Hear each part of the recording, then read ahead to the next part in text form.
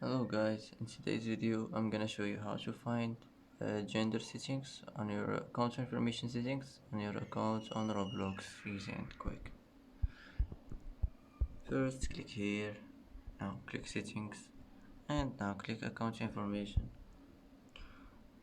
and here as you see you will find gender settings. You can manage it as you want, and that's it. That's how to find your gender settings on your account on Roblox, easy and quick, and that's it.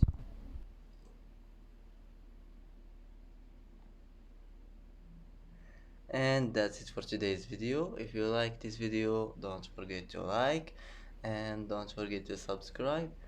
I hope this video is helpful for you, and thanks for watching until the end, and see you in the next video.